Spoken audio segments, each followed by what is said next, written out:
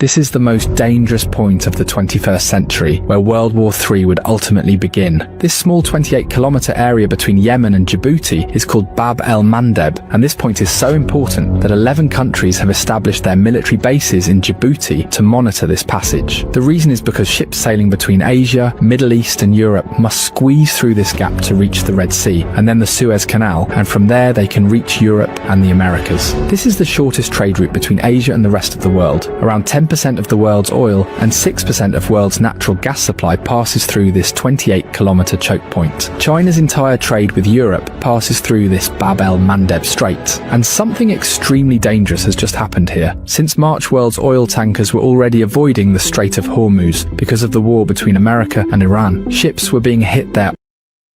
ከምዚያ ትሪእዋ ዘለኹም ሓንቲ ካብቲ ኣዝዩ ኣገዳሲ ኣብዚ እዋን እዚ ኣዛራቢ ኮይኑ ዘሎ ጉዳይ ናይ ባቤል መንደብ እዩ። ጉዳይ ናይ ባቤል መንደብ ካብ ወሽመጥ ሕርሙዝ ዝለዓለ ኣገዳስነት ዘለዎ ኣብ ርእሲ ምዃኑ ንወሽመጥ ሕርሙዝ ንኽትገብር ክብድ ዝበለ ክኸውን ከሎ ባቤል መንደብ ግን ብቐሊሉ ክትቋፀሮ ትኽእል ዓይነት መፃበቦ እዩ። ስለዚ እቲ ዝግበር ዘሎ ኩነታት ድማ ነዚ ሕጂ ፈጢርዎ ዘሎ ዓብዪ ነውፂ ፈጢሩሎ ማለት እዩ። እዚ ከዓ እንታይ ዘርእየካ እዚ ከባቢና ክሳብ በዚ ሕጂ ዘለዎ ኩነታት ዝቐፀለ ኣቴንሽን ናይ ብዙሓት ሃገራት ክስሕብ ምዃኑ ንምግንዛቡ ከቢድ ኣይመስለንን። እዚ መጠን እቲ ኣገዳስነት ባቤል ዋላ እኳ እቲ ወሽመጥ ሕርሙዝ ልዑል ኣገዳስነት ዘለዎ እንተመሰለ ግዳ ሓቂ ባቤል መንደብ እዩ ቀንዲ ኣገዳስነት ዘለዎ። ምክንያቱ እቲ ዝዓበየ ንግዲ ናይ ዓለም በን ከም ዝኸይድ ትርእይዎ ኣለኹም። እዚ መስመር ንግዲ ናይ ዓለም ንዑ እንድሕር ዓፂኻዮ ብታሕተዋይ ወገን ናይ ኣፍሪቃ ጌርካ ክትከይድ ዘለካ ዋጋ ድማ ኣብኡ ከሎ እዩ ዝውስኽ። ብውሕዱ 2 ሰሙን ተወሳኺ ናይ መጓዓዝያ ዋጋ ኣለካ። ኣብ ልዕሊ እቲ ናይ ካልእ ዘሎ ፀገማት ናይ ነዳዲ ከቢሩ ናይ መጓዓዝያ ነዳዲ ስለ ዝኸበረ መጓዓዝያ ከቢርዎ ዘሎ ተወሳኺ መንገዲ ርሕቀት ተወሲኽዎ ድማ ንኤውሮጳ ይኹን ንካልኦት ዓለማት ንግዲ ካብ ቻይናን ካብ ኤስያን እዩ ትቐንዲ ዝመፅእ ንብረት ካብ ቻይና ኣብዚ ዘሎ ጥቃ ቻይና ዘሎ ሃገራት ዝዓበየ ንብረት ንዓለምና ዘድሊ ካብኡ እዩ ዝመፅእ። ስለዚ ንሳተን ንባዕለን ናይ ነዳዲ ከቢርዎን ነገራት ንከፍርያ ከቢዱ ኣብ ዘለወሉ ግዜ ሕጂ ድማ ናይ ባቤል መንደብ ምዕፃው እንትወሲኽካሉ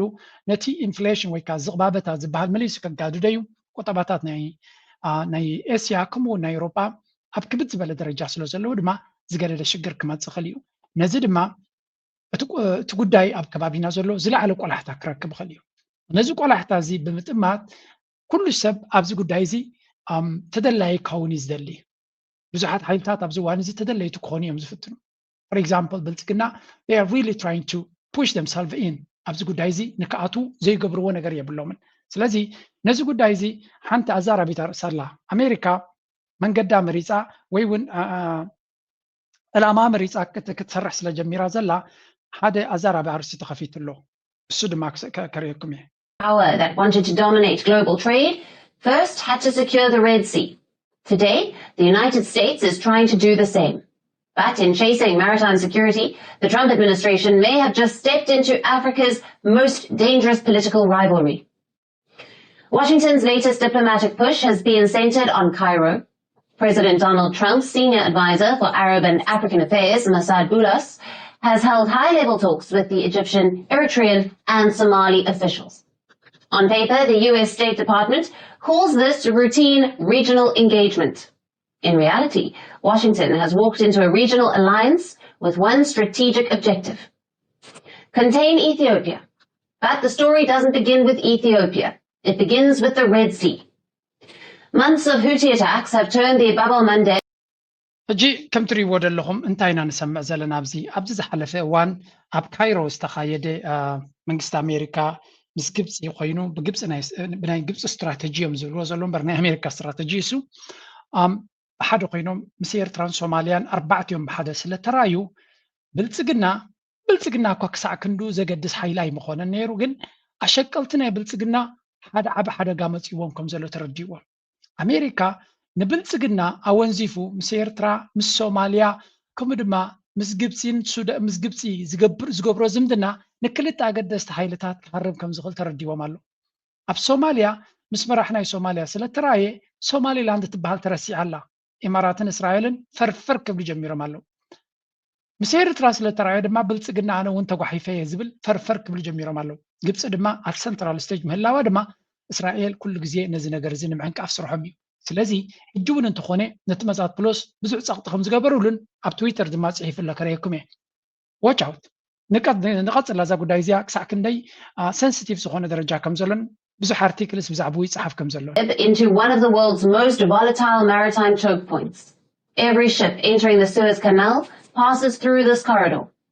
For Washington, keeping those shipping lanes open has become a strategic necessity. And that makes Egypt, Eritrea, and Somalia critical partners to the So ከምዚኣ ትሪእዋ ዘለኹም እታ ብናይ ኣሜሪካ ስእሊ ብናይ ዋይት ሃውስ ስእሊ እቲ ዝግበር ዘሎ ኣላያንስ ወይ ሽርክነት እንታይ ዝመስል ሽርክነት ይራይዎ ካርታ ባዕሉ ዝገልጸልካ ብዙሕ ሮኬት ሳይንስን መግለጽን የድልዮን እዩ ቀይሕ ባሕሪ you want to control ቀይሕ ባሕሪ you want to have dominion ሰብ ቀይሕ ባሕሪ ክልወካ ወይ እውን ጸብለልትነት ክልወካ ደሊኻ so look at the map what are you doing ኤርትራ ጅቡቲ ኦልሬዲ ናቶም ያረሲዑማ ስለ ዘሎ ምር ጅቡቲ ቤዝ ኣለዎ so ጅቡቲ is taken ጅቡቲ ተታሒዛ ስለ ዘላ ሶማሊያን ንሶማሊላንድ ጥራይ ዝምድና ምግባርና ኣሜሪካ ክሳራ እዩ ስለምንታይ ሶማሊያ ትኸስር ኣለኻ ስለዚ መንግስቲ ሶማሊያ እንድሕሪልካ ንብሙሉ ኣቢትካ ኢቲኻ ምስ ሶማሊያ ምስ ኤርትራ እንደን ኢጅፕት ኣብ መንጎኦም መን ተሪፍኩም ኣሎ መን ተሪፍ ኣሎ ሱዳን ሰራዊት ሱዳን ንሱዳን በናይ ትሕዞ ምስ ግብፅን ምስ ኤርትራን ዝምድና ምስ ትገብር ሱዳን ምሳኻ ኣላ ማለት እዩ ስለዚ ናይ መሳት ፕሎስ ኣካይዳ ወይ እውን ስትራቴጂ ፐርፌክት እዩ if you wanna ናይቲ ማሪታይም ናይቲ መንገዲ መስመር ናይ ንግዲ ዝኾነ ንቀይሕ ባሕሪ ውሕስነት ናቱ ከተረጋግጽ ንሕጂ ወላ ንሑቲ ተደይ ሰዓርካ ኣብ ነዊሕ እዋን ግን ነዚ መስመር ናይ ንግዲ ውሕስነት ከተረጋግጽ እንድሕር ኮይንካ እንታይ ክትገብር ኣለካ ምስተን ኣብቲ ገማግም ባሕሪ ዘሎ ሃገራት ጽቡቕ ዝኾነ ዝምድና ምክብባር ዘለዎን ዕምቆ ዘለዎ ሽርክነት ክትምስርት ክትክእል ኣለካ እዚ ማለት ድማ ወላ እውን ምስ ሱዳን ጽቡቕ ዝምድና ክትገብር ኣለካ ኣብኡ ግን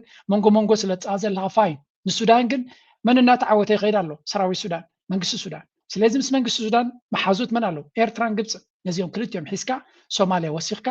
then you have a full picture ብንየው ስዑድያ ኣላትካ ምስ ስዑድያ ጽቡቕ ሽርክነት ኣለካ ሓንቲ ነገር ጥራይ ተርፈካ ሳ ድማ ሑቲ እዩ ሑቲ ኣንጻርካ እዩ ዘሎ ግን ምናልባት ንሑቲ ኣብ ጣውላ ከተምፅኣሉ ትኽእል መንገዲ ምስ ኢራን ትስፍትን ስለ ዘለኻ ብኡ ጌርካ ነዚ ቦታ እዚ ከተውሕሶ ትኽእል ኢኻ ኢትዮጵያ ዳ ኣብዚ ፀምብሩኒ እምበር እንታይ ጉዳይ ኣለዎ ኣብዚ ጉዳይ እዚ ኢትዮጵያ ኣብዚ ጉዳይ እዚ እንታይ ኣለዎ እንታይ ዝምልከቶም ጉዳይ ኣለዎ of course حوسونا ስለዝኾኑ ከውዮም ዝውዕሉ ዘሎ ግብጽ ዝገበረቶ ራይዎም ክልተ ሰለስተ ቪድዮ ክበኩም እየ they are talking day and night about this stuff again and again Ethiopia's reality remains unchanged as Ethiopia advances key national priorities from completing the Grand Ethiopian Renaissance Dam to pursuing sovereign access to the sea. Cairo has broadened its campaign to contain Ethiopia's growing regional influence. While so كحفروا sovereign access to the sea sovereign ሉላዊ ኣፍ ደገ ባሕሪ ድሕሪ ኣባይ ግድብ ወዲና ምፅንቃቕና ሕጂ ድማ ሉላዊ ኣፍ ደገ ባሕሪ እንደሊ ስለ ዘለና ግብፂ ኣንጻርና ክሰርሕ ተበጊሳላ ይብሎ ኣሓፍሩን እዮም they are shameless of course እዚኣ ጓል እዚኣ እሞ እንታይ ኣፋና ብሮድካስቲንግ ስለተዛረበ እንታይ ትርጉም ኣሎ መራሒናቶም ካብ ሓይጅ ድዩ እዚ ሃገራዊ ቴሌቭዥን ናይ ቀደም ንሱ ዝበለ ዘረባ ገይሮም ዘውፅዎ ዘሎ ረይዎ ቅድሚ 24 ሰዓታት ኣብ ሃገራዊ ቴሌቭዥን ወፂኡ ዝነበረ እዚ ኢትዮጵያ ለማታት 30 ዓመት ከዚያ በላይ የወሰደ ትግል ነበር ታውቃላችሁ በ30 ዓመት ትግል ውስጥ በብዙዎች ዝብርብ ነው ኢትዮጵያ ያጣችው ሌላ 30 ዓመት ያስፈልጋታል ብዬ ግን አላስብም በተረጋጋ መንገድ በሰከነ መንገድ በውይይት መሄድ በጣም አስፈላጊ የፈለገው ነው ወይ ግን ለማጣት የፈጀብን 30 ዓመት ለማግኘት ይፈጅብናል ብዬ ግን አላስብም ከታሪካዊው so ከም ትሪእዎ ዘለኹም ፈቐራ ብዙሕ ፈቐራ እንዲሁ ኤርትራዊ ሰሚዑ ግን I know እዚ እውን ሓደ ካብቶም ፈቐራታት እዩ ገለ እዮም ዝብሉኻ but this is not simple ፈቐራ ጥራይ ኣይኮነን ናይዚ ሰብ እዚ ፍልይ ዝበለ እዩ ናይዚ ሰብ እዚ ፈቐራ መጀመርያ እንታይ ይብላ ኣሎ ባሕሪ ቀይ ባሕሪ ካባና ንኽእል ናይ 30 ዓመት ቃልሲ ተኻይዱ ብኤርትራ 30 ዓመት ተቃሊሱ ኣይብልኒ ከምዚ ድራማታት ከምዚ ካየት ዝነበረ ገይሩ ዝገልጾ ስለዚ 30 ዓመት ተቃሊት ብዝተገበረ ውግእ ቀይ ባሕሪ ከሲርና ንቀይ ባሕሪ ክንመልስ ወስደና 30 ዓመት ከድልየና ኣይኮነን እየ ርግፀኛ ይብላሉ so ንቀይ ባሕሪ በናይ መንገዲ ብሰላማዊ ድዩ ገለ መለዲ ድብል ግን 30 ዓመት ዝወስድ መንገዲ ግን ኣይኮነን ይብላሉ so ኣብ ሓፂር ግዜ ክገብሩ ከም ዝኽእል ይፍክር ዘሎ now ክንደይ ጭብጣር እየኩም ኣለኹ ሰብ እዚ ሕማቕ ሓሳብን መደብን ከም ዘሎ ናይ ኣቋራጭ መደብ ከም ዘይኮነት መደብ ናቱ ወይ እውን ኣብዘን ሕጂ ስልጣኑ ንምውሓስ ወይ እውን ገለ ኩርሲ ንምሽማጥ ዘይኮነሲ ولا نسو نخميلي قبرن تلو اتزرقو زلو زرقن بوحدن نويح عمتات أبزن كل تهجرات شجر كفتر زخل مخان مغنياتو أبيت مرتين كلها نقول يمهرالو تلفزيون ناتو 24 ساعات معاد فيديوهات بزعبة إيرترا زبلو زلو مخاليو لم يشويو أبز قربا قدمي أنا 10 ساعات دي قلب زعبة منقسي بزعبة إيرترا زي انتايو بحرنا تنايبلت أنهم إيرترا دما كما يكون تاتا الله يلونتي بعد زخانة منسي ناتو ويون أدونك إروز ولا منسي ناتو بعد كوي كونن بدايما يلو زدون كروز ولا منسي ناتو أبي إيرترا انتا كون تات كم زلو زنقروز ولا اسمه ንላፈር ብሎ ይጠላቸዋል። ዳቦም ቢራም በራሽን ይሸጣሉ። የታሸገ ውሃ ብርቅ ሆኖ ከሱዳን በኮንትሮባንድ ይገባል። እንጀራ የሀብታም ቤት ቀለብ ነው። አስመራ የትራፊክ መብራት ገባላት ተብሎ በሀገሪቱ ብሔራዊ ቴሌቪዥን ይነገራል። ኤርትራን ኢሳያስ ተቀበሏት የሀገር ቁርጭምጭሚት ከማድረጋቸው አስቀድሞ ዘመናዊ ነበረች። ኢሳያስ አፈወርቂ ለግብፅ አድረው ሀገሪቱን ሙዚየም ከማድረጋቸው ቀድሞ ለከርሞ ከአዲስ አበባ ቀጥላ የምትጠራ ሽሙንሙን ከተማ ነበር። በተወዳጁ ደራሲ በዓሉ ግርማ ሰሜናዊት ቆንጆ ተብላ የተሸለመችው ከተማ ኢሳያስ ለባዕዳን አድረው የሙሽራነት ዘመኗን ነጥቀዋታል። ዛሬ ኤርትራ ባሏም ልጆቿም ሚራቋት መበለቱናለች። የኤርትራ ልጆች ከከረን ይልቅ ኡጋንዳ ካምፓላ ላይ ይበዛሉ። ቴልአቪቭም ሆነ ሪያድ፣ ኪንሻሳም ሆነ ሰና ኤርትራውያን በገፍ የተሰደዱት ኢሳያስ ኤርትራን ለኤርትራውያን ምቹ አድርጎ መስራት ስላቃታቸው ነው። ሕጂ እንታይ እዮም ዝብሉ ዘለዉ እንድሕር ሰሚዕካ ኤርትራ ነቲ መንእሰይናቶም እንታይ ኢሎም እዮም ዝምንዎ ዘለዉ ኤርትራ እዚኣ ዝተዳኸመት ሃገር ምዃና ባኒ ዘይርከበላ ማይ ዘይርከበላ ህዝባ ስቑኢሉ ዝስደድ ኣብ ፈቐዱ ትረኽቦ ኣብ ካምፓላ ኣብ ካልእ ቦታታት ፋዕ ብትን ዝበለ ህዝቢ እምበር ቀደም ሃብታም ሃገር ዝነበረት ሕጂ እቲ ታሪክ እውን ንገርዎ ሻዕብያ ቅድሚ ምምፁ ኤርትራ እዚኣ ሃብታም ብሉፅ ከተማታት ብሉፅ ዝኾነ ትሕተ ቅርፅን ዝበለፀት ከተማ እንትበሃል ዝነበረት ኣስመራ እዮም ዝብሉ እንታይ ማለት እዩ ዝብግምጣሉ ንሕና ከለና ብዕብልትያ ነይራ እዮም ዝብሉ ዘሎ ንሕና ከለና ኣስመራ ንሕና ክንቋፀራ ከለና ነትን መንእሰይናቶም እዮም ከምኡ ዝብልዎ ዘሎ ንኤርትራዊ ዘማእከለ ወይ ንኤርትራዊ ዘቐደመ ፕሮፓጋንዳ ይመስለንን ንሱ ነዚ ኩነታት እዚ እንታይ ክብል እዩ ዝፍትን ዘሎ ንሕና ሒዝናዮም ከለና ኤርትራውያን ፅቡቅ ነይሮም ሎሚ ግን ኣብ ትሕቲ መርሕነት ናይ ኤርትራ መርሕነት ናይ ሻዕብያ ኩሉ እቲ ህዝቢ ገዲፍዋ እታ ከተማታታ ድማ ድሒሩ ሴማፎሮ ምስ ተወልዐ ሰለብሬት ዝገብሩ ህዝቢ ሴማፎሮ ኣብ ጎደና ምስ መፀ ዝሕጎሱ ህዝቢ ኮይኖም ኣለው እዮም ዝብሉ ዘሎ እንታይ ማለት እዩ ኣዝዮም ድሒሮም ኣለው ሕጂ እቲ ዘረባ ተሓሓዝዎ በቲ ሓደ ህዝቢ ይስደድ ኣሎ ይብለው ስለዚ ብዙሕ ህዝቢ የለ ማለት ካልኣይ ብቁጠባ ኣዝዮም ተዳኺሞም ኣለው ዓቕሚ የለን ንምባል ክጠቕሞም ኢሎም ዝገብርዎ ዘሎ ሳልሳይ ድማ ቀደም ፅቡቅ ንሕና ከለና ፅቡቅ ሒዝናዮም ስለዚ ነበርና እቲ ህዝቢ ገለ ክፋል ምሳና ክህልኽእል ዝብል ፕሮፓጋንዳ እዮም ክነብሩ ናይ ብልፅግና ፕሮፓጋንዳ ሓደ ካብቲ ውሽጣዊ ለንቀኔ ኣብዚ ሕጂ ምስጢራዊ ኣካይዳ ናቱ እዚ ፕሮፓጋንዳ እዚ ስለምንታይ ይገብሮ ከም ዘሎ ዶክተር መልቂሳ ዘውፅኣ ፕሮግራም ከርየኩም እየ Those are the national dialogue discourse and the ongoing war and civil war, unfortunately. Okay, so those are the national dialogue discourse and practices today.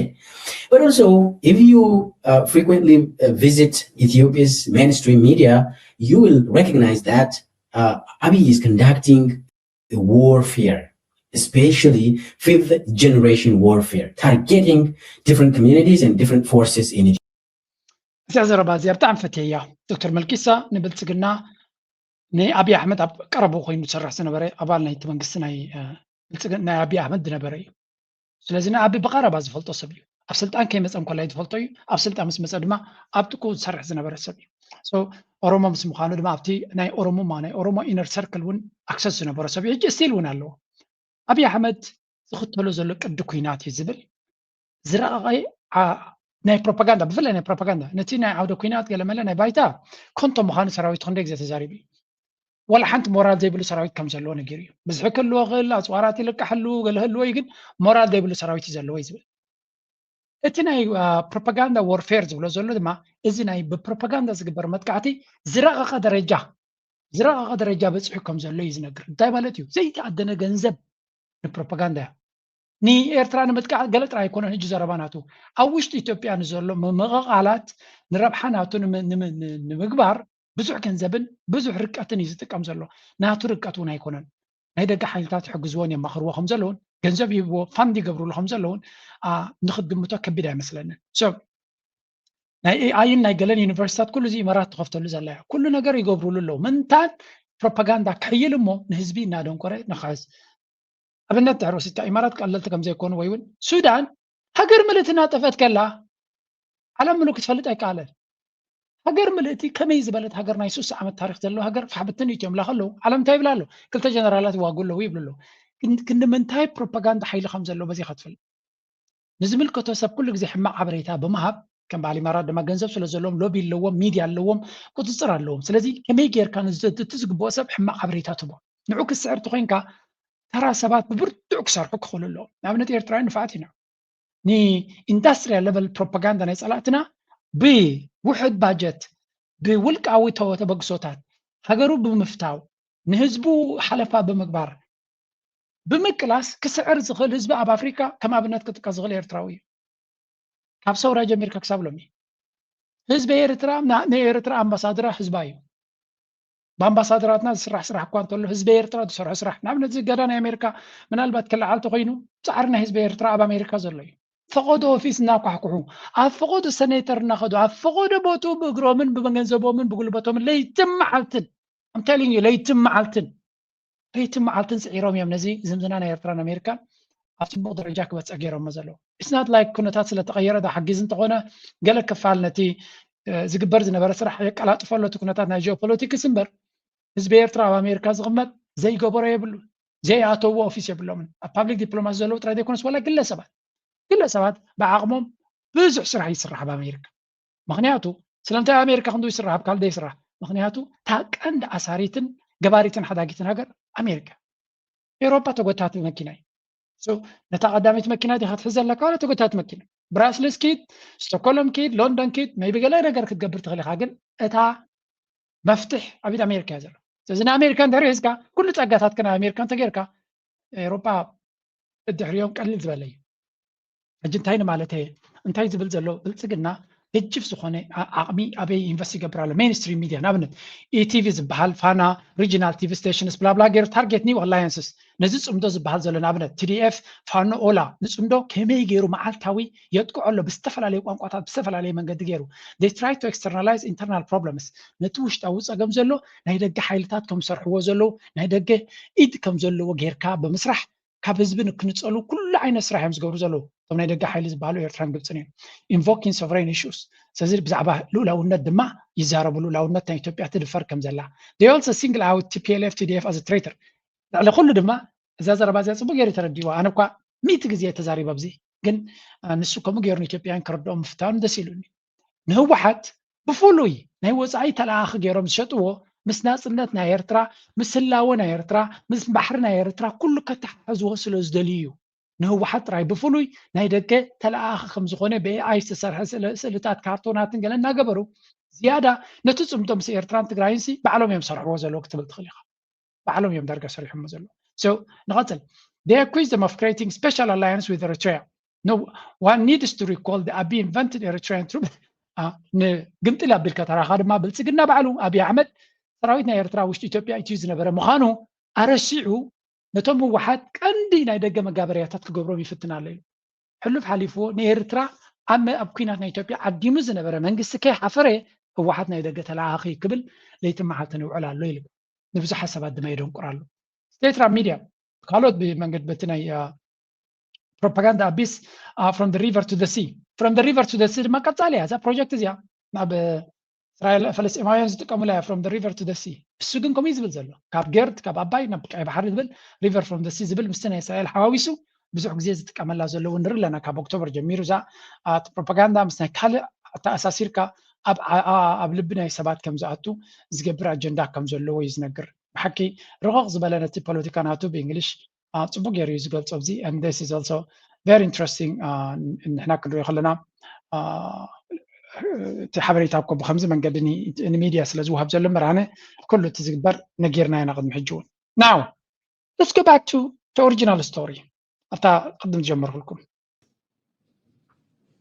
All of these meetings and talks took place in Cairo. Washington believes that it is building a Red Sea security coalition. Egypt believes it is strengthening an alliance to contain Ethiopia. Those are two very different missions. The countries America is now embracing have spent the last 2 years building anti-Ethiopian axis. Egypt, Eritrea, and Somalia have moved closer through defense cooperation, maritime agreements, and Red Sea security coordination. Just last week, Somalia signed a new maritime transport agreement with Egypt. Now, Cairo and Asmara have also repeatedly insisted that the security of the Red Sea should remain the responsibility of its coastal states, a position that deliberately excludes ብሓፈሻ ኣብይ ኣሕመድ ተነፂሉ ትብል ዘረባዮም ብቪድዮ ቀይሮማ ሓደ ኣፍሪካን ኢንቴሊጀንስ ዝበሃል ኣርቲክል ፅሒፉ ነይሩ ስለዚ ኣብዚ ሓደ ሆርን ኦፍ ኣፍሪካ ራይቫል ብሎክስ ኢሎም ኣውፅኦም ኣለው ኤርትራ ግብፂ ሶማልያ ብሓደ በቲ ድማ እስራኤል ሶማሊላንድ ኣቢ ሓደ ነገር ተሓቢዩ ኣሎ ኣብዚ ትዝክሩ ተኮይንኩም ቀንዲ ተሓቢዩ ዘሎ ኣብዚ መን ይስከ ነፍሱ ሓቢዩ ዘሎ ኢማራት እዩ ኢማራት ቀንዲ ሃንዳሲ ናይቲ ብየማን ዘሎ ሓይሊ ክነሱ ነፍሱ ካብቲ ብሎክቲ ይኣልያ ኣሎ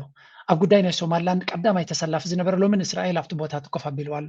ብሓፈሻ ክልተ ብሎክስ ይረኣዩ ኣብቲ ናይ ዶናልድ ትራምፕ ስፌር ድማ ምን ዝያዳ ፅልዋ ይህልዎ ዝብል ዘረባ ንምምፃእ ዝጥቀምሉ ዘለው እዮም እዚ ስለ ዝበዝሐ ዘረባ እዚ መሳት ፕሎስ ኣብ ሶሻል ሚድያ መልሲ ንክብ ተገዲዱ ከም ዘሎ እዩ ዝነገር ታይሉ ፅሒፉ ቅድሚ ዝተወሰነ 34 ሰዓታት ዝወፀይ ነይሩ Recent false and misleading reports have mischaracterized U.S. diplomacy in the Horn of Africa as an attempt to court an anti-Ethiopian alliance. That narrative is both inaccurate and needlessly inflammatory. ኣብዚ ለንቀነ ኣዝዩ ዝንቡዕ ዝኾነ ናይ ሓሶት ፕሮፓጋንዳ ኣንጻር ናይ ኣሜሪካ ዲፕሎማሲ ኣብ ቀርኒ ኣፍሪካ ከም ፀረ ኢትዮጵያ ንኢትዮጵያ ንምንፃል ዝግበር ዘሎ ኣንቲ ኢትዮጵያ አላያንስ ፀረ ኢትዮጵያ ዝምድና ይግበር ወይ ከሽርክነት ይፍጠር ከም ዘሎ ዘምስል እዚ ድማ መጀመርያ ቅኑዕ ኣይኮነን ጌጋዩ ካልኣይ ድማ ሓደገኛ እዩ ካልእ ችግር ክፈጥር ዝኽእል ኢሉ The United States works with Ethiopia and all countries across the Horn of Africa and the wider Red Sea region to advance shared priorities መንግስቲ ኣሜሪካ ምስ ኩሎም ሃገራት ምስ ኢትዮጵያ ከምኡውን ካልኦት ሃገራት ኣብ ቀርኒ ኣፍሪካ ዘለው ናይ ቀይ ባሕሪ ይኹን ከምኡ ድማ ናይ ሓባር ረብሓና ብሓደ ኢና ንሰርሕ Engagement with one regional partner should not be distorted into hostility toward the other. ምስ ሓደ ሓይሊ ንገብሮ ዲፕሎማሲ ኣንጻርቲ ሓደ ሓይሊ ኮይኑ ክውሰድ ኣይግባእን US diplomacy is not about creating rival blocs or deepening divisions. It is about working constructively with all partners to prevent conflict and promote lasting peace and security. ስለዚ ምስ ሓደ ሓይሊ ንሰርሕ ዘለና ነቲ ካልኣይ ሓይሊ ከነዳኽም ኢልና ደይኮና ኣብቲ ቦታቲ ዘድልየና ዕላማን ኣጀንዳን ስለ ዘሎ ንዑ ንምስላጥ ንገብሮ ዘለና እምበር ነቲ ካልእ ብሎክ ንምድኻም ንገብሮ ዘለና ኣይኮነን እቲ ዕላማ ድማ ሓደ ሃናፂ ዝኾነ ዝርርብን ሽርክነትን ፈጢርና ንዘይተደልየ ኩናት ወይ እውን ተፃቦታት ካልእ ድማ ዘላቒ ሰላምን ርግኣትን ንኸነምፅእ ኢና ንፅዕር ዘለና ስለዚ ኣሜሪካ ኣብ ፅምዶ ኣትያ ነትን ትገብር ኣላ ዝበሃል ዘሎ ጉጉይን ሓደገኛን ዘረባ ክውገድ ከም ዘለዎ መልሲ ይብሎ ኩሉ እዚ ድማ ናይዚ ኩሉ ዘረባ እንታይ ፍሉይነት ናትፈልጥ malo ኣሜሪካ ምስ ኤርትራ ክዛረብ ስለ ጀመረ ጥራይ ግብፅን ኣሜሪካን ሽርክነት ገይሮም ፋይን ሶማልያ ተወሲቖም ፐርፌክት ኖ ፕሮብለም ኤርትራ ኢዝ ዘ ኪ ኤርትራ ክትንፀል ክትክል ኣለዋ ኤርትራ ክትንፀል መን ይደሊ እስራኤል ይደሊ ኤርትራ ክትንፀል መን ይደሊ ኢማራት ይደሊ ኤርትራ ክትንፀል ለይትን መዓልትን ዝሓልምን ዝፅዕርን ድማ ብልፅግና እዩ ስለዚ ኤርትራ መመሊሳ ኣብ ዝዓበየ ዲፕሎማስያዊ ቦታታት ክትመፅን ተጀሚራ እታ ኤርትራ ምስ ግዜ ክትሞተልና እያ ዝብል ኣብ ሳይኮሎጂ ኣብ ስትራቴጂ ኣብ ሕልምና ይዞም ፀላእትና ስለ ዘሎ ምስ ኤርትራ ዝሓስቦ እየ ዝብለኩም ኤርትራ እቶም መራሕትናታ ኣብዮም ስለ ዘለዉ ክሞቱ እዮም ንሶም ስኮቱ እታ ሃገር ጥራይ ክትተርፈልና እያ ክንሕዛይና ዝብልሲ ሪል ዝኾነ ስትራቴጂ ናቶም ከምኡ ከምዘይኮነ ኣብ ሃገር ከምኡ ክኸውን ከምዘይክእል እኳ ኤርትራን ኩልና ለይቲ መዓልቲ ንዘኽመሉ ዘለና እንድዩ ግን እቶም ፀላእቲ ብኸመይ እዮም ካልኩሌት ዝገብርዎ ዘሎ ብፍላይ ስደት ናይ ኤርትራውያን ሓደ ካብቲ ልቦም እናሃረሙ እናሳዕስዑን እናተሓጎሱን ንኽነብሩ ገይርዎም ዘሎ እዩ ምክንያቱ ፀላኢኻ ተዋጊኡ ክስዕረካ እዩ ዝደሊ ቅድሚ ንሱ ግን እቲ ህዝቢ ባዕሉ ክስደት ተጀሚሩ ንፀላኢ እቲ ዝቐለለ ስራሕ እዩ ልክዕ ከምዛ ኣብ ኩዕሶ እግሪ ብፎርፋይት ክሰዕረልካ ትደሊ ከይተዋግአ ከይተፃወተ ገለ ጉድለት ገይሩ ባዕሉ ክሰዕረልካ ትደልዮ ከምኡ እዮም ዝርእይዎ እቲ ስደት ናይ ኤርትራውያን ፈዲኹም ኣለዎም ስለዚ ቀደም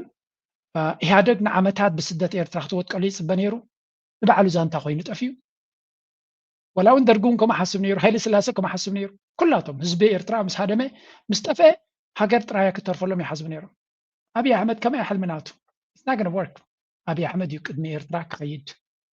إيرترا كتقصل يا نحوار ليتم معلت نسخة وين نسخ نزا فيديو زي كساب زي دقائق تكاتات الوزلو نات كسرح نات كسرح نات يسرح قدامين ثلاث جزء حدنتنا محلاوي حدنتنا تحلينا وحداتن بركوتاتن كنكون خلينا حدنتنا أزياء قداسي حدنت مفتعنا كل صقبنا هنا إيرتراين حدنتنا مفتعنا كل شجرنا مسجاجرنا حما جزء أبزخون يكون صقبنا مسجاجرناتنا حدنتنا حسينا يكون سراويتنا دي سرح حدنت لنا أسوارنا دي سرح حدنت لنا جنزب قطبانا خسر زغل حدنت لنا كل نجار كسر زغل حدنت لنا لك كم زي فقر زلوا سدرا وحد شاي صبغ يوت كتنبر تغل فقر زي باللاجن مليونات كلواون سلام زي بالله بسلام تاجزاو كتفرس تغل سلازي حدنتن فقرن كلونا أي نفس وقف إرتراوي حلافنت كوني جبا بتمدرخ جن كابلو من كاب كالك زي بفليز بلا من قدي نعولا قدا سنة تبزلو كونتات نسقر لنا نبرا لنا because نابنتني نبلتقنا حركة بتك شجرنا توزي سمعوها. Questions. Ethiopia is hosting this symposium while continuing to face internal armed conflicts in several parts of the country. So how does AFRICOM view Ethiopia's internal security challenge, and to what extent do they affect the relationship between United States and Ethiopia? My second question is, the conflict in neighboring Sudan continue to have significant regional implications. How do you evaluate the Ethiopian government's role in responding to the Sudan internal or civil conflict, civil war? نزي أديس أبا زغبر زنبرا سيمبوزيوم زبلو وتحضرين حلفتنا أمريكا استساتفوا أمباسادرنا إثيوبيا كالوت كيلاتات ملتساتفوا زبهال زنبرا أبو زتوهاب حتى يكلت عدوتات حدا نزي سيمبوزيوم نا أمريكا نا كالون زغبر زلو أب إثيوبيا تسلسته عبيتي وشتاوي وتحضراوي غونصن كويناتن كايت أبزلو لبوتايو بخميهم تريو أمريكا نزي وشتاو كويناتنا إثيوبيا سمحرام كالو زغبر زلو بخميهم تريو انتايتناتكم مردات أبزعبا زيبلو لكالاي أبز كبابينا كبيت كوينات كايرب لابسو السودان كبيت كوينات هتدارلون إثيوبيا دما زصلو كوينات إثيوبيا وناو تتقاسيا نزي كل تنغرات بخميهم تريو إلي حتى لو اسكي نسمعيو. Does have great impact to the entire region. I just met with the ambassador and I met with Prime Minister Abiy earlier today. This was one of the topics that he brought out. It was the importance of how do we find a solution, a way ahead in Sudan.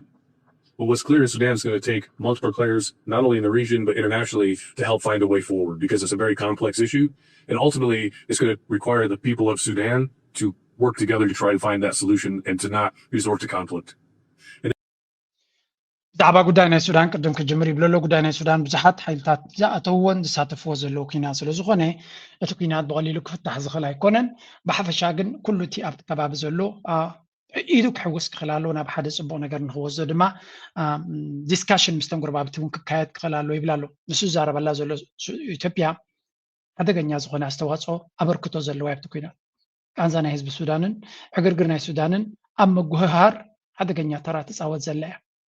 بوت هذا رواق عقمت رأي يكونس بوليتيكا وعقمت دبلوماسيا بوتها بمفتقر نتدعم سريع كمون نتدعم سريع نزح جزء لوجستيكس بمحجاز أبزح نقدر توعد لكن again it's a drama سلزغنا سيركس سلزغنا زي نتزبلو ترينا خنسم عنخل هذا يبلال نتوش تاو قدينا إثيوبيا بخمة يكمل سير. And to your other point there about internal conflicts or internal issues, it depends on the situation and what we can do or not from the United States perspective, because ultimately it's up to each nation to work the internal conflicts and their internal issues. بزعبا وشتاو كنتاتنا إثيوبيا انتخوين جن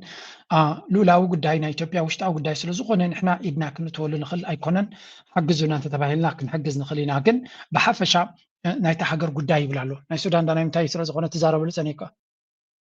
هذا في اللي علوينا إثيوبيا ناي السودان تنكو في اللي في السودان نتمنجستي بزو حدا قاس لزوردي برنا إثيوبيا كابنا السودان تهز فللو ناي السودان actually تو حدا كل كل تحايلتات يوم زواجو زلو بحالو كابزو حنت الله وشتو إثيوبيا زلون كالي but you always cover na Ethiopia أبكم درجة كبت كم زي كل يوم تقبروا زلون بر نسوا بعد سابا وعلى الناقبر خلو أب وجام كبيت كيناتي زي كايزر بهليكوبترات بنفرت بتانكتات بمكانايز ببيهمات كبر زلو كينات زي كادر but they always try to downplay لتنا إثيوبيا كونات كمرما هذا عبي كينات دمان أفتقرا يدالله نعبي كينات يدالله بلسنا so again this is like you cannot cover those things شفافين كان كده يتخلق but again na Ethiopia እንትኮይኑ ኩሉ ግዜ they have to give a cover ሽፋን ክብዋ ክኸሉለዎም ስለምንታይ ከም ይገብሩ ነፍሶም ክጥዕሞም ኢትዮጵያ ናታቶም እውን ሃገሮም ስለ ዝኾነት ኢትዮጵያ ትበሃል ኣበይ ክኸይድ እዩ ክሳብ ብዘገልግል ከገልግል ምስ ከደግል ቅድሚኡ እኮ ምስ ህወሓት ካብ ህወሓት ንላዕለ ንዖም ዘገልግል መንግስቲ ክህሉ ኣይክእልን እዩ ዝበሃል ነይሩ ህወሓት ሎሚ ፀላኢ ኮይኑ ኣቢ ድማ ተተፈታዊ ኮይኑ ኣቢ ክሓልፍ እዩ ድሕሪኡ ድመፅእ ኣደኖ ኣበበዲ ይኸውን ወላ ጌታቸው ይኸውን ጌታቸው ካልእ ጌታቸው ማለት ነው ኢትዮጵያ ሽም ስለ ዝኾነ ክኸውን ንሱ ድማ ማሓዝ ኣሜሪካ ይክኸውን ምክንያቱ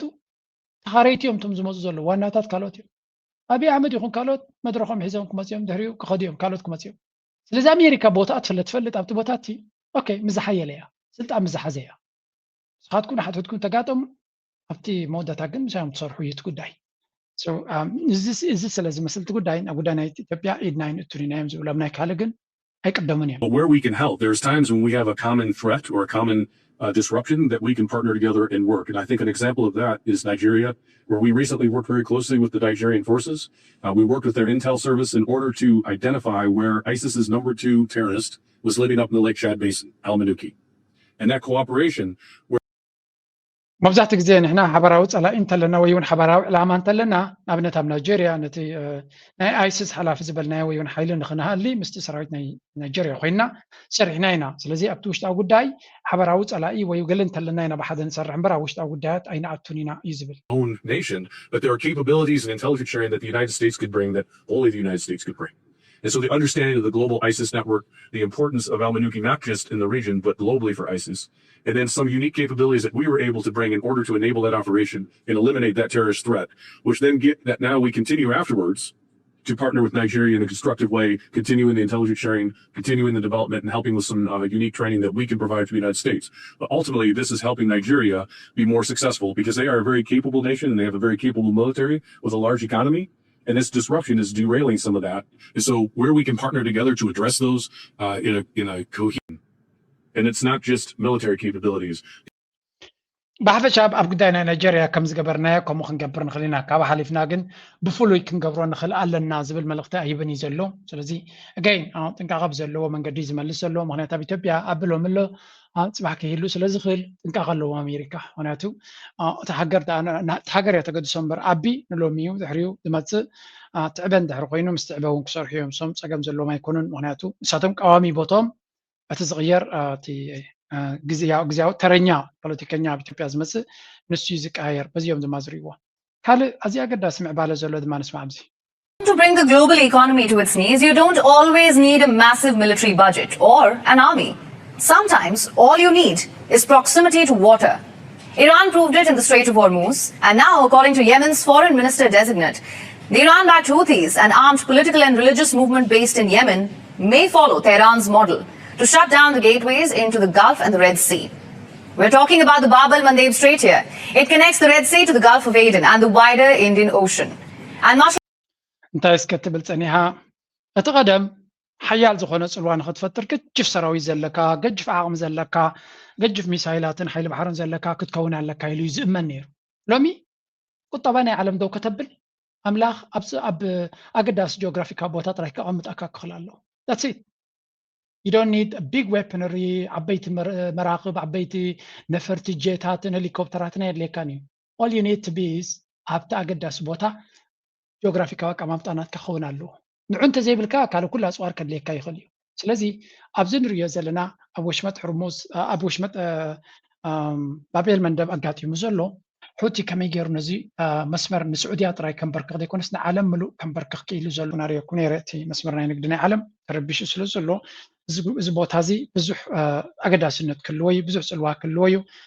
ነዚ ቦታ እዚ ዝቆፃፀር ድማ ዝለዓለ ሓይልን ዓቕምን ተሰማዓነትን ክህልዎ እዩ ስለዚ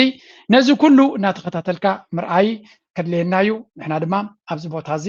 ዘለና ፀጋታት ዘለና ኣገዳስነት ኣብ ግምት ንእትዎ ምናልባት ናይ ስዑድያ ጉዳይ ንዘራረብ ስለ ዘለና ኤርትራ ምስ ስዑድያ ሚኒስትር ጉዳያት ወፃኢ ናይ ኤርትራ ምስ ኣምባሳደር ናይ ስዑድያ ኣብ ኤርትራ ርክብ ኣካይዱ ከም ዝነበረ እዩ ዝንገር ኣብዚ እንታይ ይብሉ ኣለዉ ሂዝ ኤክሰለንሲ ኤርትራን እስከብዚ ቪድዮን ምሳሮን ይውፅዋ ነይሩ His Excellency, the Eritrean Minister of Foreign Affairs, Mr. Osman Saleh, met today with His Excellency Ambassador Mushal bin Hamad al-Ruqayd of the Kingdom of Saudi Arabia at the headquarters of the Eritrean Ministry of Foreign Affairs. ስለዚህ ኣብቲ Ministry of Foreign Affairs ናይ ኤርትራ ኣምባሳደር ናይ ሱዑድያ መፂኦም ዝነበረን during the meeting topics of mutual interest were discussed ክልቲያቶም ናይ ሓባር ረብሓ ዝኾኖም ኣርእስታት ከም ዝተዘራረቡን ኣብ መንጎ ክልቲአን ሃገራት ዘሎ ሽርክነትን ዝምድናን ንምሕያል ክልቲአን ሃገራት ከም ዝተዘራረቡ እዩ ዝንገር ዘሎ እዚ እውን ሓደ ካብቲ ኮንስታንት ወይ ቀጻልነት ዘለዎ ኮንሰልቴሽን ክግበር ዘለዎ ኮይኑ ይስምዓኒ ምክንያቱ ኤርትራን ሱዑድያን ብዙሕ ዝተኣሳሰር ስለ ዘለዎን ሓደ ቅዱስ ኤርትራዊ እንታይ ልፅሕፍ ነይሩ ብዙሕ ግዜ ዝፅሕፍ ማለት እዩ ሃገራዊ እዩ Every time Saudi Arabia is in trouble or needs strategic support, it turns to Eritrea, inviting the president or meeting with foreign minister. So the Arab شجر كجت ما خلوا صبابا خمس أخلوا كل جزء نبي إرتراء أقول عبد المبال حنسابنا president سياسي معدام كل جزء ما minister بدأت وداء وسأينا إرتراء بمركب أبغى جزء شجرهم نبى ناخذ قعسي نريهم هلنا يبلعلو. Again, I am all about the economy. Where are the Saudi Arabia's investments in housing, manufacturing, and other productive sectors in Eritrea that we know of? Unless the public is simply not being informed, the answer appears to be none. So, what is the value of all these diplomatic displays if they are not translating into meaningful economic investment and jobs for the Eritrean people? انتهي زبل أنا تقدسنك عندك كم إيرتراوي كتبنا إيرتراوي سعود عرب ገንዘብ ሰዓነት ሃገር ኣይኮነትን ሓያል ዝኾነ ገንዘብን ኢንቨስትመንትን ዘለዋ ኣብ ኤርትራ ኢንቨስት ክትገብር ከም ትኽእል እዩ ዝንገረና ግን ኣብ የሎቲ ኢንቨስትመንት ኣብ ማኒፋክቸሪንግ ድዩ ኣብ ወደባዊ ምዕባለ ድዩ ኣብ ካልእ ኣገደስቲ ፅላታት ኣብ ኤርትራ ዝገብርዎ ምናልባት ብሕቡእ ዝተገበረ ነገር ተሎ ክዛረባ ይክእልኒ ብወግዒ ዝተረኣየ ግን ኣነ ዝርእዮ የብለይን ስለዚ እዚ ዝግበር ዘሎ ዲፕሎማስታት ኤርትራ በናይ መንገዲ እያ ትረብሓሉ ዘላ ዝብል ምናልባት ሕፅር ዝበለት መልሲ ናተይ መልሲ እኮ መንግስቲ ኤርትራ ንዑ እንዲ ዝሓት ደለሱ ኣነ እንታይ ምበልኩ ነይረ ሱዑድያ ንባዕላ ፅቡቅ የላ ኣብዚ እዋን እዚ sometimes we have to be realistic ሱዑድያ ብዙሕ ክትገብር ኣለዋ ኢለ ፀቕጢ ዝገብር ሰብ እያ ኣነ ንባዕለይ ግን right now ሱዑድያ is not in a good position ስለዚ ሓደ ግዜ ዋላ እኳ ድሌታትና ብዙሕ ተኾነ የስ ከም ሃገር መንገዲ ዲማንድ ክንገብር ኣለና ካብዘየለ ስኩዝ ክትገብር ኣለካ ፖለቲካ ማለት ከምኡ ማለት እዩ everyone is squeezing ነፍስ ወከፍ ሰብ ካብ ሕማቕ ትርኩረይዎ ራሽያ ኣብ ሽግር ኣላ ብዲቕ ዝተበለ ሽግር he is squeezing Russia so ሓደ ግዜ ኣብ ግዜ ሽግር ኣብ ግዜ ፅቡቅ ካብኦም ብዙሕ ስለ ዘይኮኑ ኣብ ግዜ ሽግሮም ብፍላይ ካብ ኣኻ ዝደልይዎ ነገር ተሎም ስኩዝ ክትገብር ኣለካ ኣኻ ዝኾንከ ተትርፍ ኣለካ ግን ብፍላይ ምስ ጎረባብትኻ ድማ ናይ ሴኪሪቲ ሕቶ ክመፅኦም ከሎ ናይ ህላወ ፈተና ክመፅኦም ከሎ you have to be also solidarity ክህልወካ ኣለዎ ኣብ ጎኖም ደው ክትብል ክትክእል ኣለካ ምክንያቱ ፅባሕ ንጎ ሽግር ንዓኻውን ክመፀካ ስለ ዝኽእል ኣብ ጎንኻ ደው ዝብሉ ድማ ስለ ዘድልዩኻ ንኩሉ ነገር ኣብ ረብሓ ጥራይ ኣብ ቀጥታዊ ረብሓ ጥራይ ኣሲርካ ክትርእዮ ይትኽእልኒ ኢኻ የግዳስ ኣገይን ኣብዚ ቻነል ንዛረበሉ ስለ ዝኾንና ንሕና እቲ ዘረባ ከም ኤርትራዊ ንነቕፎ ዘረባ ኣይኮነን somehow ዝምድናታት ናትና ናብ ረብሓ ናይ ኤርትራውያን ክቕየር ብፍላይ ድማ ንቁጠባ ኤርትራውያን ንዓይን ንዓኻ ኣብ ኣሜሪካ ኮይንካ ትከታተለኒ ዘለኻ ወይ እውን ኣብ ዩኬ ኮይንካ ወይ ኣብ ስዊድን ኮይንካ ትከታተለኒ ዘለኻ ድሓን ንሕና ስቀስ ኢሉ ከራኸበልና ኸሊ ኣብ ግንባራት ኮፍ ኢሉ ዘሎ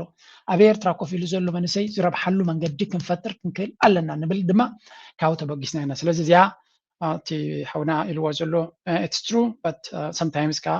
ሽግር ናይ ካልኦት ጎረባብትኻ እውን ምርዳእ ኣገዳሲ ኮይኑ ይስማዓኒ ኩሉ ነገር ብዓይኒ ናትና ረብሓ ጥራይ ክንጥምቶ ይብልና ናይ ካልኦት ረብሓ ናይ ካልኦት ኩነታት እውን ኣብ ግምት ምእታው አገዳስነት አለዎ። ዛሬ እያነሳ ካላቸው ነገሮች አንደኛው ድሮንን በተመለከተ ድሮኖች በተለያዩ አካባቢዎች ላይ ገብተዋል የሚል ስጋት በከፍተኛ ደረጃ ብልጽግና ቤት እየተወራ ነው። ትርምስ አለ በዚህ ረገድ። ጋዜጠኛ መሳይ የአማራ ፋኖ ብሔራዊ ንቅናቄ አፋብን ኃይሎች በተለያዩ ግንባሮች የወሰዷቸውን የተወሰኑ ኦፕሬሽኖችና የግንባር ውሎችን እንደሚከተለው አቀርባለሁ። በጎጃም በርካታ ተጋድሎች ተደርገዋል። አገዛዙ አጸዳለሁ ደመስሳለሁ የሚል ቀቢጸ ተስፋ ይዞ በርካታ የጦር መኮንኖችን ከጀነራል ታችኛው እርከን ድረስ ያለ አዋጊ የጦር መኮንን ይዞ በርካታ እግረኛ ሰራዊት ይዞ የገባ ቢሆንም ምናልባት ንጹሃን ላይ የሚጨክን ክንድ ያለው ትላልቅ መሳሪያዎች በትላልቅ ቅንቡላዎች ህዝብ ንጹሃንን የመጨፍጨፍ አባዜ የተጠናወተው عيني دي فالنتايزم وتدرات نفانو عم تبغى درجة نتعلم بتيحم الله. Man, this is good. زي هذا أتوقع جل لوجيستيك زي بلو والدابة زي بلو كتب لي تخليها. This is a demonstration of serious on a military army. يا معمل كم زول خطري. فانو is becoming a very serious power. Whether they like it or not, بلتقنا is in deep trouble. يالو يكبر جنفريت يكبر قل يكبر فانو is gonna be there for something. فانو ኢትዮጵያ ሪኹ ቋፅር ወላ ንክልል ኣምሓራ እዩ ተቆፃፂሩ ሓይሊ ክገብር ነግዚኡ ሕቶ እዩ እዚ ዓይነት ሓይሊ ብቐሊሉ ክፈርስ ዝኽእል ኣይመስለንን ዘሎ ሶ ኣብ ጎጃም ከምኡ ድማ ኣብ ካልእ ቦታታት ከቢድ ኩናት ይካየድ ከም ዘሎ እዩ ዝንገር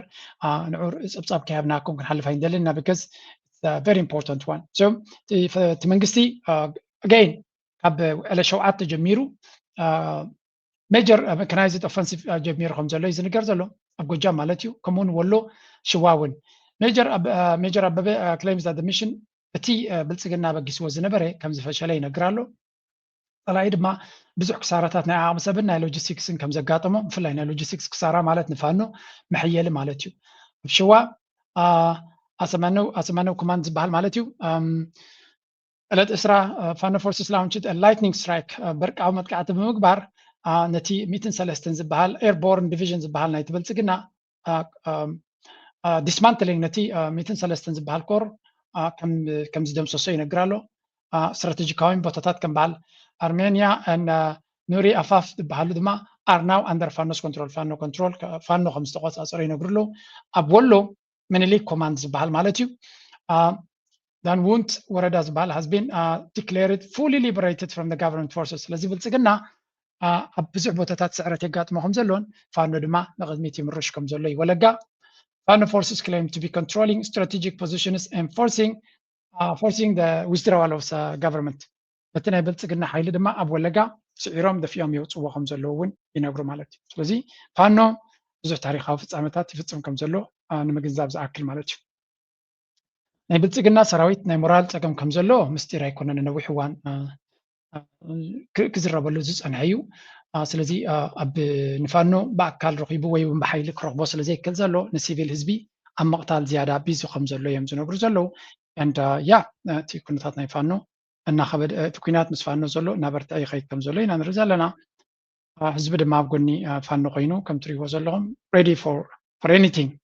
ንኩሉ ኩነታት ድልው ዝኾነ ንርኢ ዘለና ፋኖ ካብ ሓሊፉ ድሮናት ኣጥቂሎ ዝበሃል ዘረባ ድማ ንሰማ ኣለና ዛሬ እያነሳ ካላቸው ነገሮች አንደኛው ድሮንን በተመለከተ ድሮኖች በተለያዩ አካባቢዎች ላይ ገብተዋል የሚል ስጋት በከፍተኛ ደረጃ ብልጽግና ቤት እየተወራ ነው ትርምስ አለ በዚህ ረገድ የጎረቤት ሀገራት ድሮኖች ናቸው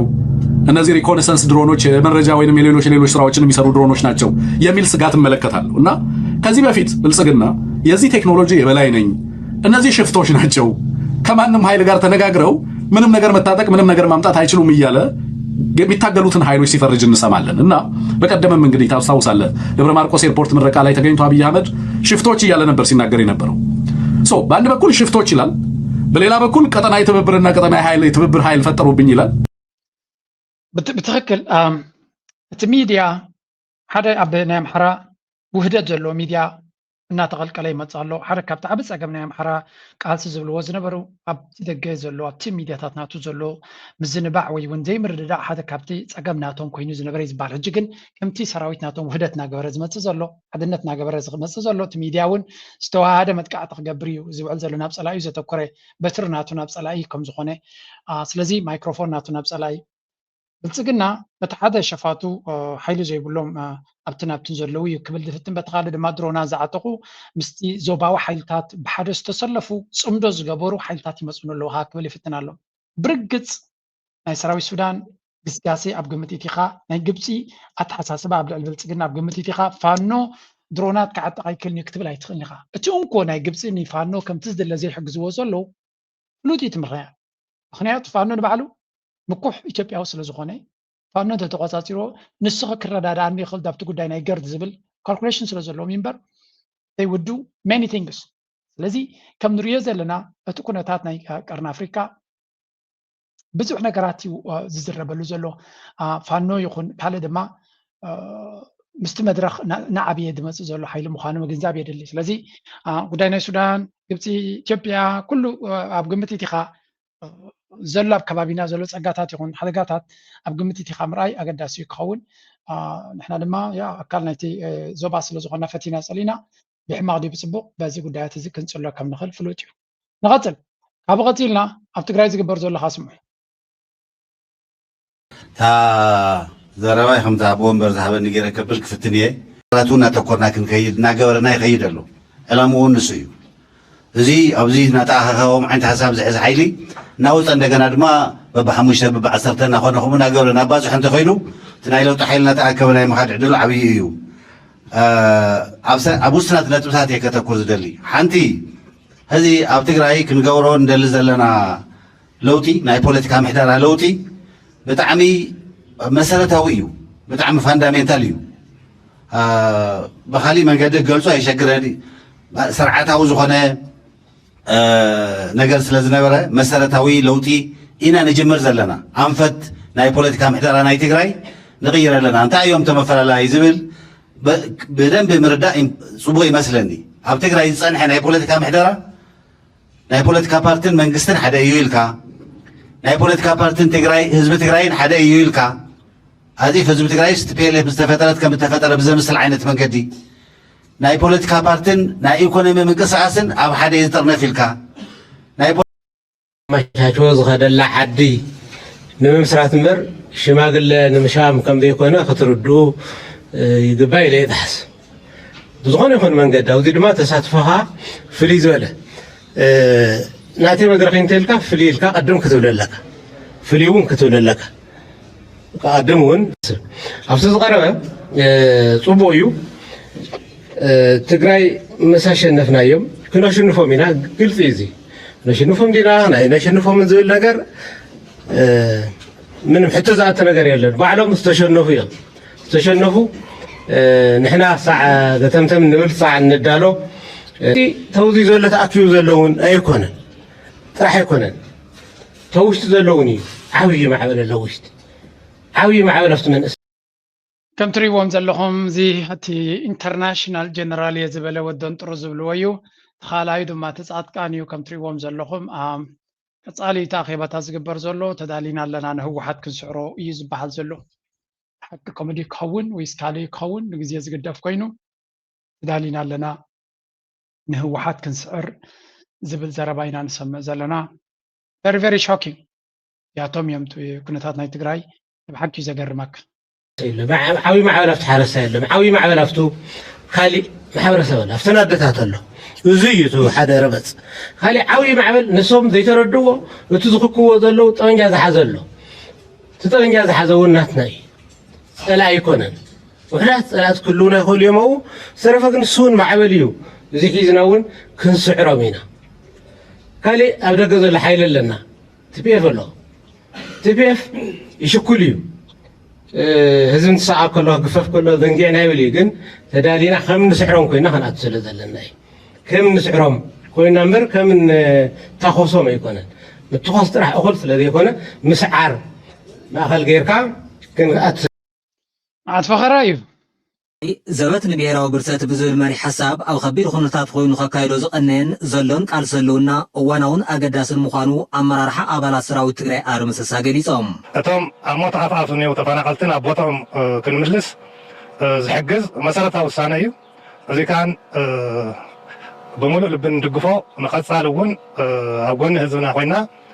صلاحتنا خنسعر كم نخيل من انطر يولن نحن ون بوجنا أطلنا هرنا كنقص له بذكاء عقلي كله عدالينا دلواتنا مصاعدنا رأينا نمختنا عبوتات مدرخة حالفهم إلى زغمت كفتي ولادنا كفتي حزبنا نقعنا قصمنا المقان نعمل له خمسين الموضوع بتعميد يسبل سمعتي زلنا حبي نيكولار إن نحسو حدنا حزبناي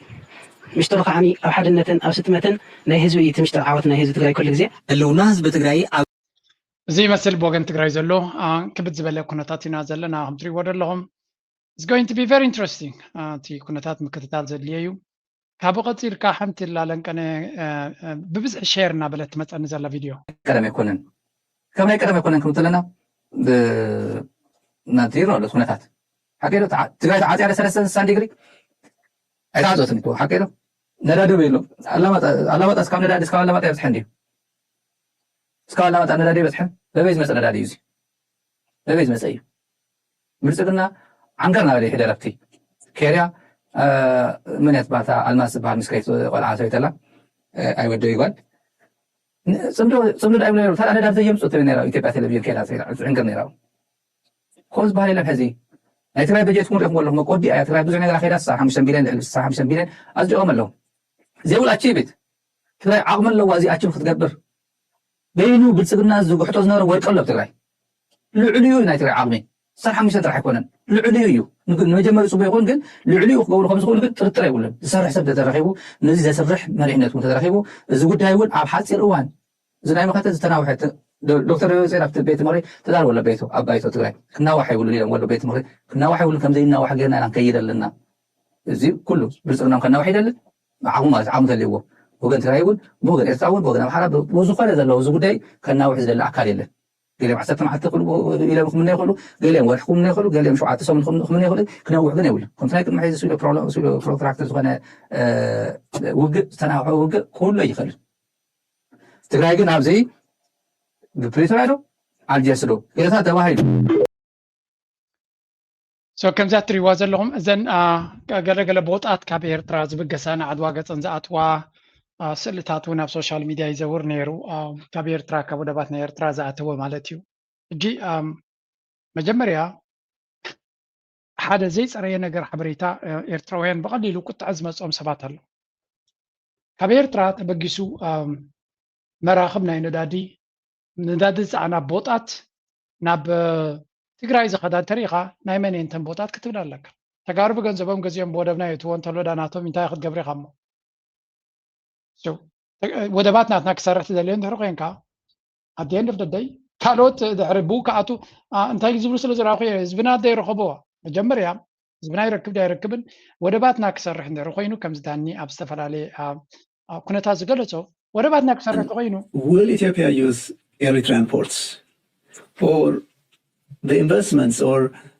the key factor does it depend on whether Ethiopia is going to use them or not? And the next few minutes what I will try to show is Ethiopia is part of the solution but it's not the only solution. Exactly. Ethiopia ንወደባትና ክትቀመሉ ትኽእል ወይ ብኸመይ ክትቀመሉ ትኽእል ንዝብል ዘረባ well ኢትዮጵያ ክፋል ናይቲ መፍትሒ ክትከውን ትኽእል እያ ግን ኢትዮጵያ ጥራይ ኣይኮነት እንቲ መፍትሕነት ወደባትና ዝብል ስነ መጎት እዩ ገይሩ ዘሎ ዳኒ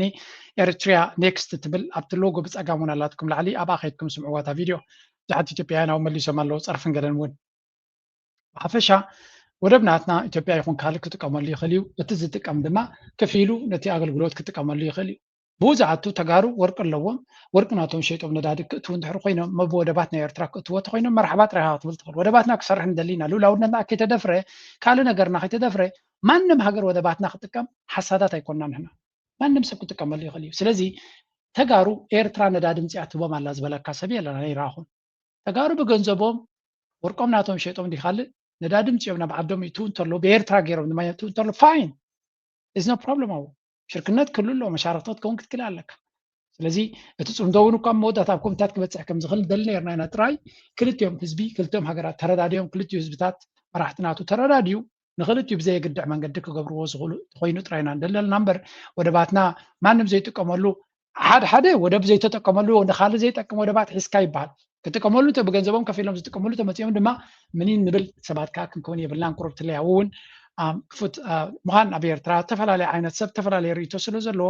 መን እዩ እንታይ ዝብል ዘሎ ክትፈልጥ እውን ስለዘይትኽእል እዚ ጉዳይ እዚ ሓደ ካብቲ ኣብ ሶሻል ሚድያ ክዘውር ዝረኣኽዎ እዩ ምናልባት ንስኻትኩም ዘይረኣኽሞ ክትኮኑ ትኽእሉ እዮም ኤርትራውያን ምኒን ክብሉ ብውርየ ኣለኹ ምክንያቱ ነገራት ከየፃረኻ ዝኾነ ነገር ካብ ኤርትራ ንሱዳን ዝኸይድ ተሪኻ ኤርትራ ድያ ትህብ ዘላ ወይስ ብኤርትራ ዝኣተወ ንብረት ናቶም እዮም ዝእትዉ ዘለዉ እውን ምፍላጥ የድሊ ብርግፅ ሓደ ካብቲ ኤርትራዊ ዝስምዖ ኩሉ ግዜ ኤርትራ ህዝቢ ኤርትራ ዝበለፀ ሂወት ክነብር ይደልየ እዩ ካብኡ ዝብገስ እቲ ሕርቃን ይርዳንያ ነው ህዝቢ ኤርትራ መጀመርያ ወደባት ስለ ዘለዎ ኤርትራ ዝያዳ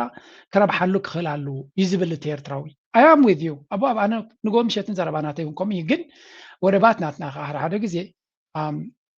ካባኻ ንላዕሊ ኣቕሚ ዘለዎም እንተለዉ እውን ክጥቀምሉ ይኽእሉ እዮም ርግፅ ትግራይ ወርቂ እንተለዋ ኤርትራስ ወርቂ የብላ እንዲኻ ክትብል ክትብግተን ትኽእል ኢኻ ይርዳእኒ ትበጎተ ካበይ ከም ዝመፅእ ግን ኣጋይ أتي تقرأي زبحال بزلوا عام كأتون دحرق يلوم بوربات إيرترا كأتون دحرق ينو زق قبول جيرنا خن وزدق نكل علنا بحلا يعني ناتكم ريتو كابنات يزفلا تقينو سمعكم قربي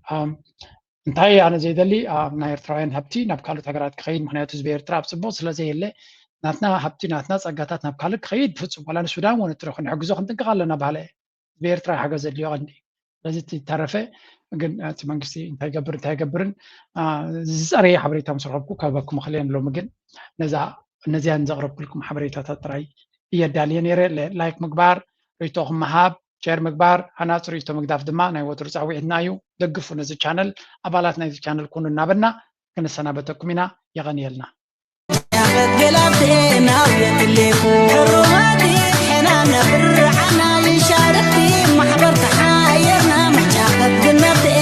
يا ملينا عبادو قلت قلبالي حكم جبار لا فيني شغب مثل استطاع